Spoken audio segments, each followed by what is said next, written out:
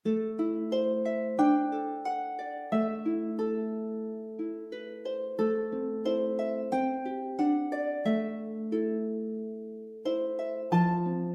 Viewers, welcome to Sathish kitchen ஆரோக்கிய சமையல். உங்களை எல்லாத்தையும் வரவேற்கிறேன்.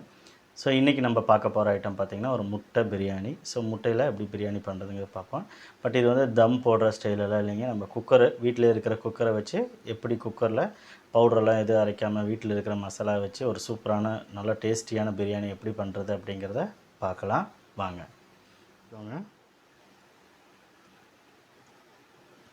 ஸோ கொஞ்சம் எண்ணெய். ஸோ இப்போ வந்து நான் அடுப்பு எதுவும் பற்ற வைக்கல. ஸோ எண்ணெயில் வந்து சில்லி பவுடர், மஞ்சள் தூள்,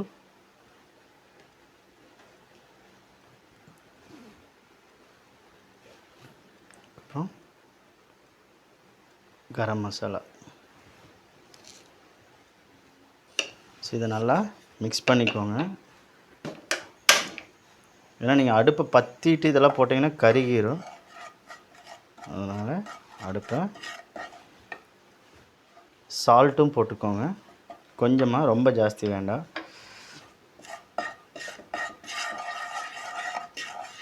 ஸோ இப்போ இதில் வந்து நான் வந்து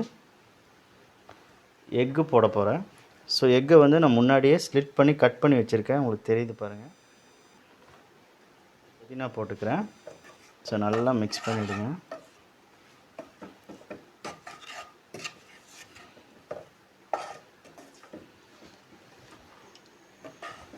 ஸோ நல்லா இது வந்து ஒரு ஒரு ட்ரை ரோஸ்ட் மாதிரி நம்ம முட்டை பிரியாணிக்கு முட்டையை ரோஸ்ட் பண்ணிங்க. ஸோ இதில் கொஞ்சம் புதினா போடுங்க. புதினா போட்டிங்கன்னா நல்லா ஃப்ளேவராக இருக்கும். நம்ம முட்டையிலையும் அந்த புதினாவோட ஃப்ளேவர் வந்து நல்லா பிடிச்சிரும். ஸோ இதை அப்படியே ஓரமாக வச்சுருங்க. இதில் வந்து கொஞ்சம் கொத்தமல்லி தலையும் போட்டுக்கிறேன்.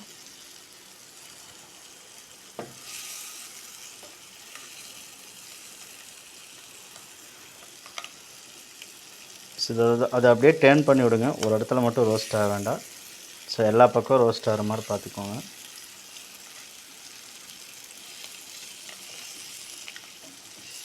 ஸோ இந்த முட்டையை வந்து அப்பப்போ தள்ளி விட்டுக்கோங்க. ஒரே சைடு ரோஸ்ட் ஆகாமல் எல்லா சைடும் ரோஸ்ட் ஆகிற மாதிரி பார்த்துக்கோங்க. ஸோ அப்பப்போ கொஞ்சம் கொஞ்சமாக தள்ளி விட்டுட்டிங்கன்னா எல்லா பக்கம் ஈவனாக ரோஸ்ட் ஆகும். ஸோ இப்போ முட்டை ரெடி ஆகிடுச்சு. ஸோ இதை ஒரு ஓரமாக வச்சுருங்க.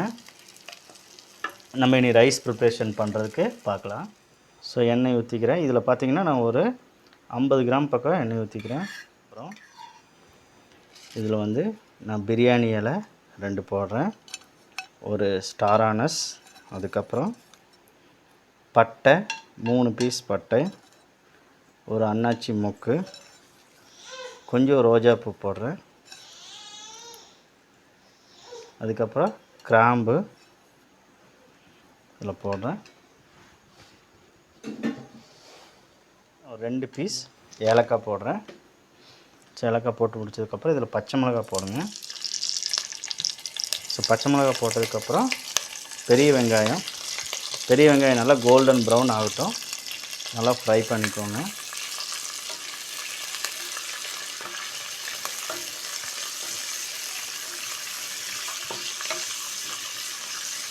ஸோ நல்லா ஃப்ரை ஆகட்டும். ஸோ இது வந்து ரொம்ப சிம்பிளாக வீட்டிலே பண்ணுற பிரியாணி. ஸோ இப்போ வந்து இதில் வந்து இஞ்சி பூண்டு பேஸ்ட் போடுறேன்.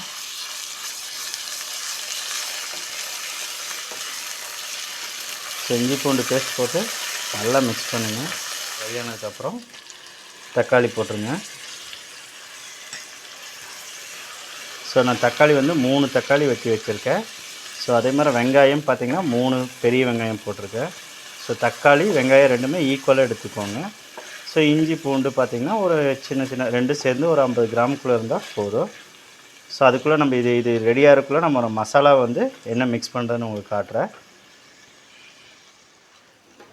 ஸோ இப்போ இதில் வந்து நான் தயிர் 1 கப் எடுத்திருக்கேன். ஸோ அதில் வந்து மஞ்சள் தூள், மிளகாய்த்தூள், அதுக்குள்ளே கரம் மசாலா இதெல்லாம் போட்டுறேன். ஸோ கரம் மசாலா நான் போட்டுறேன். ஸோ இப்போ வந்து இதையை நல்லா மிக்ஸ் பண்ணிக்கோங்க. ஸோ இது வந்து தயிர் கூட தான் நான் மிக்ஸ் பண்ணியிருக்கேன்.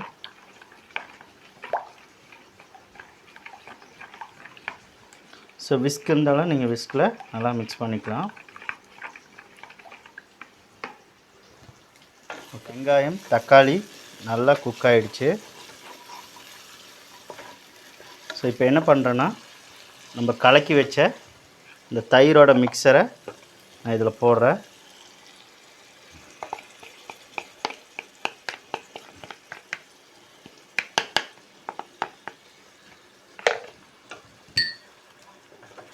ஸோ இப்போ இதை நல்லா மிக்ஸ் பண்ணிக்கோங்க.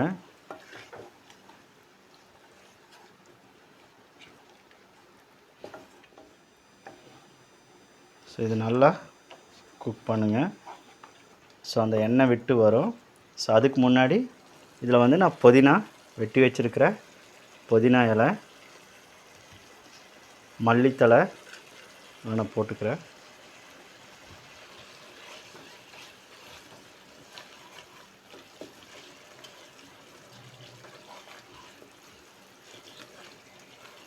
ஸோ இது வரைக்கும் நான் உப்பு போடலை. உப்பு வந்து நம்ம தண்ணி ஊற்றுனதுக்கப்புறம் உப்பு பார்த்து போட்டுக்கலாம்.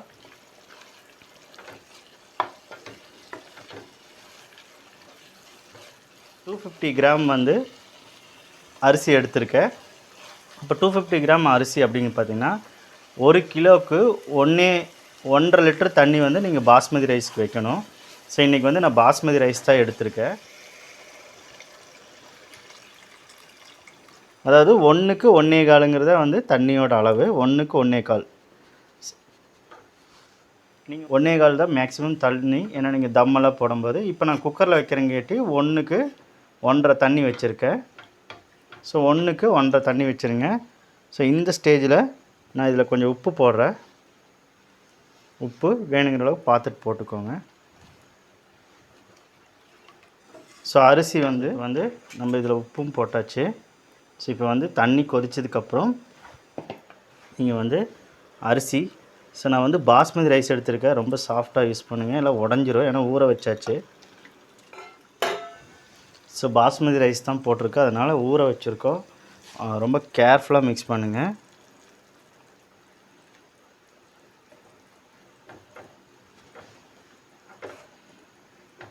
ஸோ நல்லா சூப்பராக இருக்கும் இந்த பிரியாணி. நம்ம வீட்டில் இருக்கிற பொருள்களை வச்சு இந்த பிரியாணி பண்ணியிருக்கோம். ஸோ இது வந்து எக் பிரியாணிக்கு மேட்ச் ஆகும். பர்ஃபெக்டாக இருக்கும். எக் பிரியாணி ரொம்ப சூப்பராக வரும். ஸோ இந்த ஸ்டேஜில் இன்னும் கொஞ்சம் இதானதுக்கப்புறம் நீங்கள் உப்பு பார்த்துக்கோங்க. தண்ணியில் உப்பெல்லாம் கரெக்டாக இருக்கா, உங்களுக்கு காரெல்லாம் கரெக்டாக இருக்கான்னு நீங்கள் பார்த்துக்கோங்க. ஸோ கொஞ்சம் தண்ணி வற்றுட்டும். அதுக்கப்புறம் நம்ம இதில் முட்டை மேலே போடணும். ஸோ இப்போ போட்டோம்னா முட்டை வந்து கீழே போயிடும். ஸோ கொஞ்சம் தண்ணி சுண்டுட்டும். ஸோ அரிசி மிக்ஸ் பண்ணாதீங்க, உடஞ்சிரும். ரைஸ் வந்து ஓரளவுக்கு நல்லா சுண்டிடுச்சு. ஸோ இந்த ஸ்டேஜில் பார்த்திங்கன்னா நம்ம வந்து இதை மூடி வைக்கிறதுக்கு ரெடி பண்ணலாம். பட் அதுக்கு முன்னாடி ஸோ இதில் வந்து நம்ம இந்த எக்கு, நம்ம ஃப்ரை பண்ண எக்கு,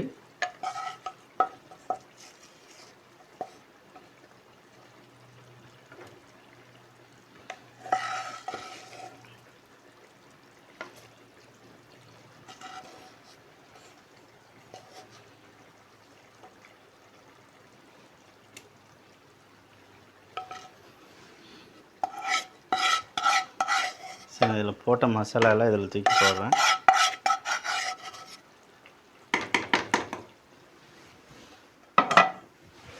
ஸோ மசாலா லைட்டாக மிக்ஸ் பண்ணி ஸோ நல்லா தள்ளி விட்டுருங்க. ஸோ இப்போது நம்ம குக்கரை மூடி வச்சிடலாம்.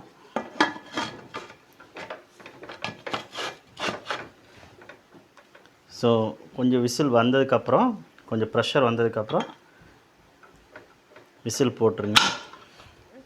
நல்லா ஃபுல் ப்ரெஷர் வச்சுருங்க. அடுப்பை நல்லா ஃபுல்லாக பாஸ் பண்ணிவிட்டு ஒரே ஒரு விசில் வந்தால் போதும், ஆஃப் பண்ணிவிடுங்க.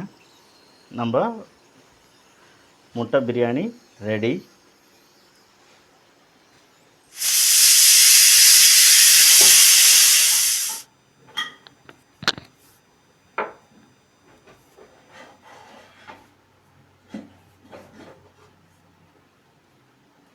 பிரியாணி பர்ஃபெக்டாக வந்திருக்குங்க, உங்களுக்கு பார்த்தாலே தெரியும்.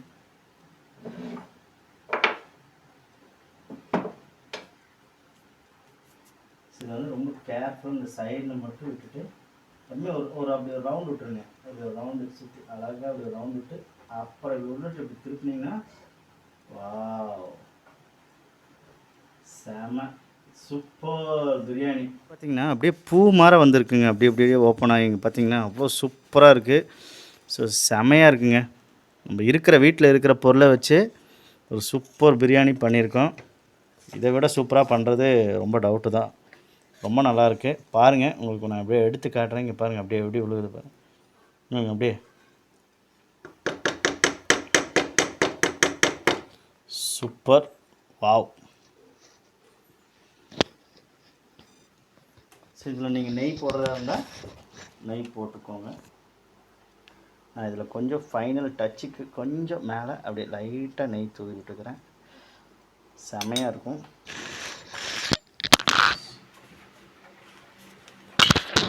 ஸோ நீங்கள் நெய் போடுறதா இருந்தால் நெய் போட்டுக்கலாம்.